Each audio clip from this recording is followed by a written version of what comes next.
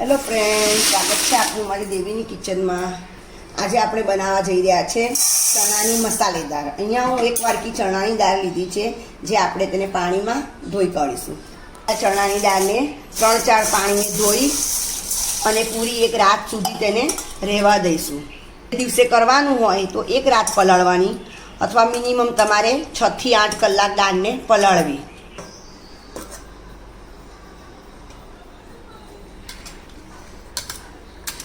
પૂરી રાત આપણે ચણાની દાળ પલાળી દીધી છે. તે સરસ ફૂલી ગઈ છે. પલાળતી વખતે ચપટી સોડા તમે મીઠો નાખી શકો છો. 2 થી 3 પાણીમાં ધોઈ કાઢો.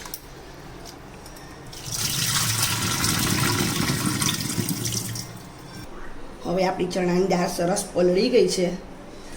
મેં પૂરી રાત પલાળેલી. હવે આપણે તેને કોટનના કપડામાં આ રીતે પાથરી દઈશું.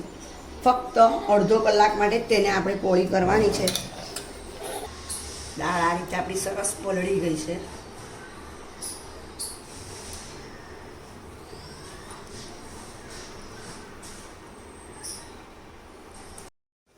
મસાલો બનાવી લઈએ. તેમાં નાખવા મરચું, મીઠું, થોડીક હિંગ, ચાટ મસાલો અને સંચર, હળદર, ધાણા જીરું. હવે આપણે આ બધાને મિક્સ કરી લઈશું. આ ચણાની દાળનો મસાલો રેડી છે. આ રીતે ચણાની દાળ આમાં ભરી દીધી છે. હવે આપણે તેને ધીરી આંચે થવા દઈશું.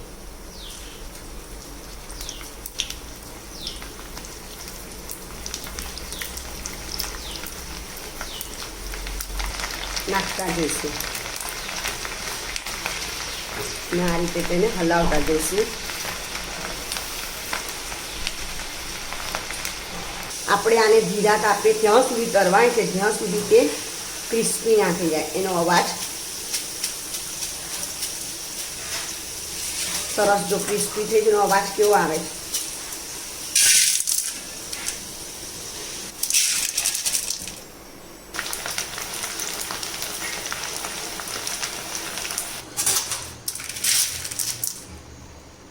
હવે આપણે તેમાં મસાલો એડ કરી દઈશું.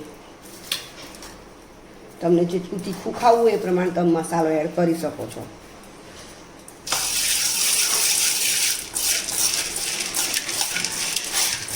તૈયાર છે આપણી આ મસાલાવાળી ચણાની દાળ, જેને તમે કચુંબર સાથે ખાઈ શકો છો. કેરી, ડુંગળી અને ટામેટું વગેરે તેમાં એડ કરી અને ખાઈ શકો છો. તો તમને મારી આ રેસીપી કેવી લાગી એ મને કમેન્ટ કરી જણાવશો. મારી ચેનલને લાઈક કરશો. મારા વિડીયોને લાઈક કરવાનું ભૂલતા નહીં. ફરી મળીશું નેક્સ્ટ વિડીયોમાં.